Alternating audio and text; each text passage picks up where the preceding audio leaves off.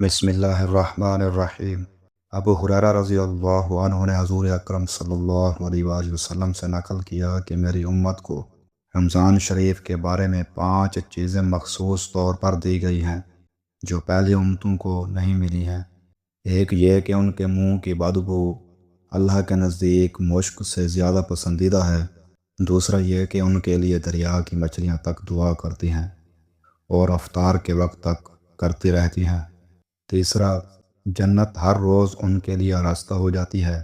پھر حق تعالی شانہ فرماتے ہیں کہ قریب ہے کہ میرے نیک بندے دنیا کی مشقتیں اپنے اوپر سے پھینک کر تیری طرف آئیں۔ چوتھا، اس میں سرکش شیاطین قید کر دیے جاتے ہیں کہ وہ رمضان میں ان برائیوں کی طرف نہیں پہنچ سکتے جن کی طرف غیر رمضان میں پہنچ سکتے ہیں۔ پانچواں، رمضان کی آخری رات میں روزہ داروں کے لیے مغفرت کی جاتی ہے۔ صحابہ رضی اللہ عنہم مجمعین نے عرض کیا کہ یہ شب مغفرت شب قدر ہے؟ فرمایا نہیں، بلکہ دستور یہ ہے کہ مزدور کو کام ختم ہونے کے وقت مزدوری دے دی جاتی ہے۔